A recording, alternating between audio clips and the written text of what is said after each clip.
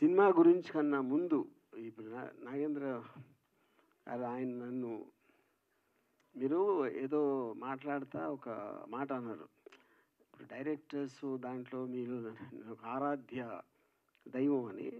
నేను ఆరాధ్య దైవం కాదు, ఆరాధ్య దెయ్యం.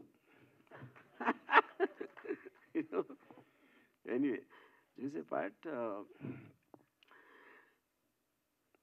ఇప్పుడు ఈ సబ్జెక్ట్ మ్యాటరు అంటే దానికన్నా ముందు ఇందాకన్నా డేట్ అని చెప్పారు కదా, ఇది కేవలం అంటే ఒక కొన్ని ఆస్పెక్ట్లో ఒక టెక్నికల్ గ్లిచ్, సెన్సార్ అనేది ఒక పర్టికులర్ టైంలో డీలే, అన్నిటికన్నా ముఖ్యంగా ఇప్పుడు నీ లాంగ్వేజ్లో చేస్తున్నాం కాబట్టి అన్నిటికీ సరిపడి కరెక్ట్ డేట్ అని వేరే డిస్ట్రిబ్యూటర్లతో మాట్లాడి దాని వలన అయ్యింది. ఇప్పుడు మాత్రం అన్నీ అయిపోయినాయి, సెన్సార్ కూడా వచ్చేసింది.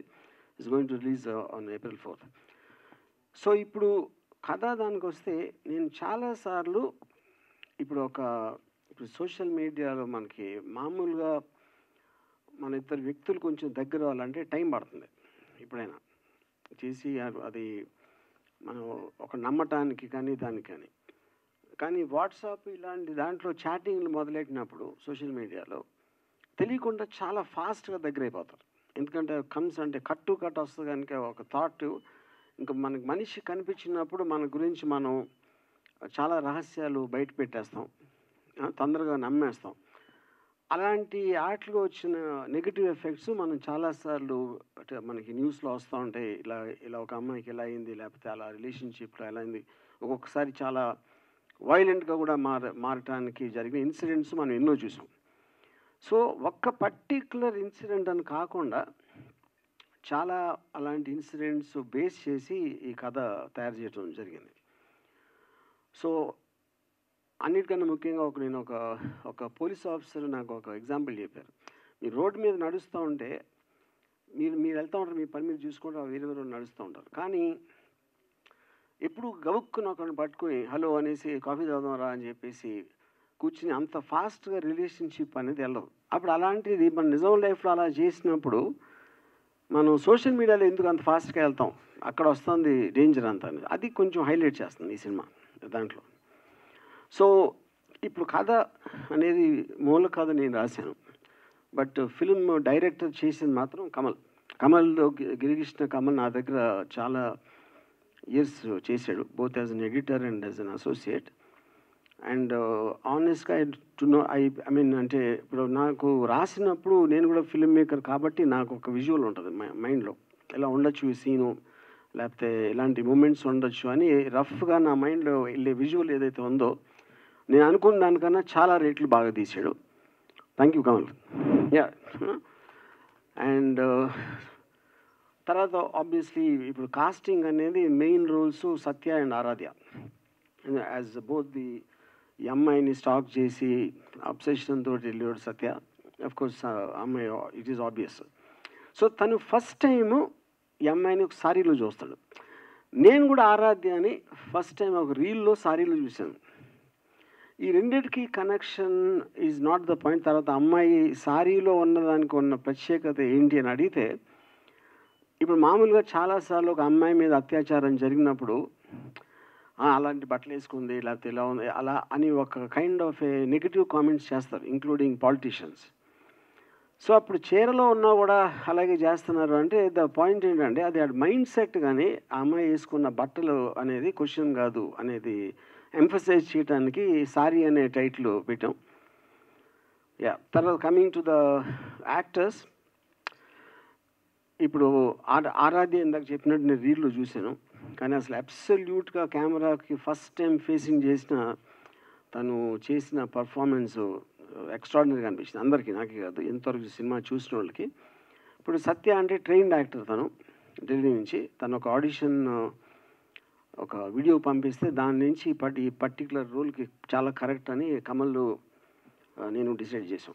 So this is briefly about this one. So as a summation నేను చెప్పేది, more than anything else the psychological aspect of ఎంత ఫాస్ట్గా దగ్గరికి వెళ్తే ఏమవుతుంది. ఎందుకంటే ఒకసారి కమిట్ అయిపోయిన తర్వాత అతను కొంచెం ముందుకు వెళ్ళాడంటే మొహమాటంతోనో భయంతోనో ఇంకా ఇరుకుపోతారు. అది మీకు నాకు తెలిసి ట్రైలర్లో క్లియర్గా తెలిసి ఉంటుంది. యా.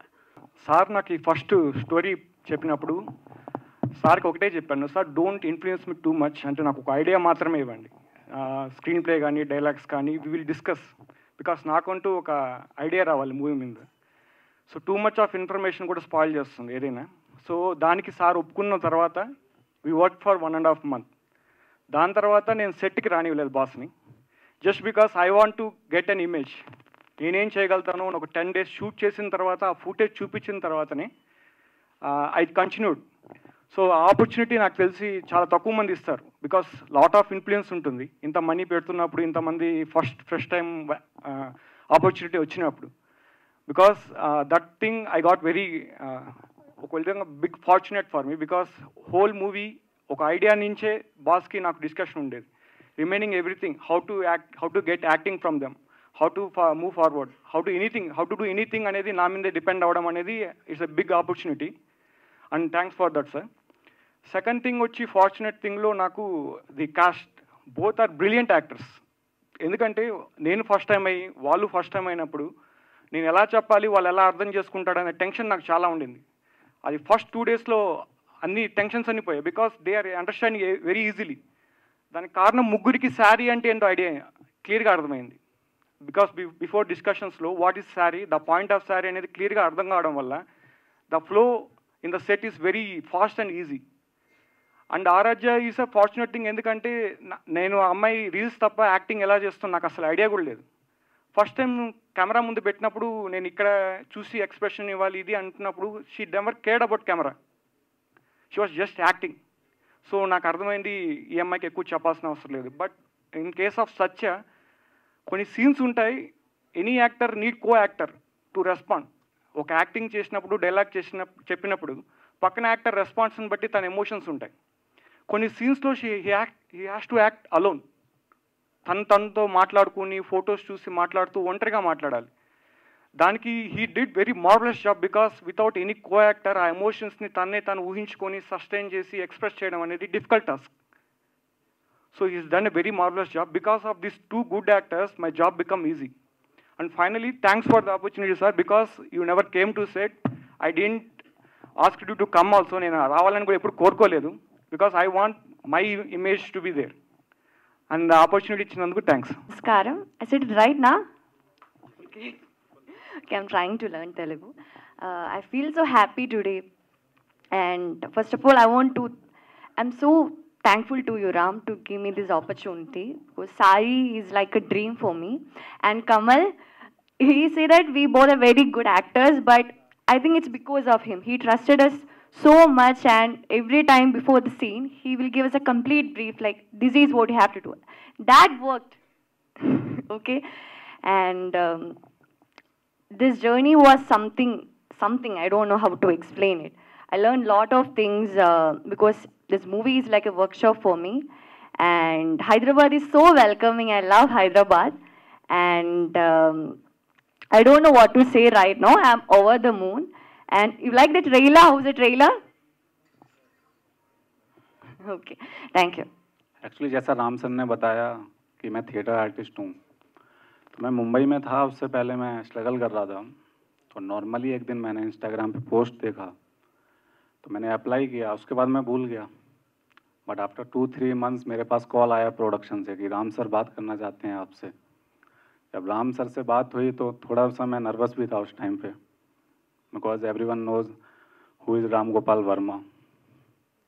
बट जब सर से बात हुआ मेरा, उन्होंने मुझे बताया स्क्रिप्ट के बारे में, तो मेरा करेक्ट, तो जब सर ने मुझे बताया तो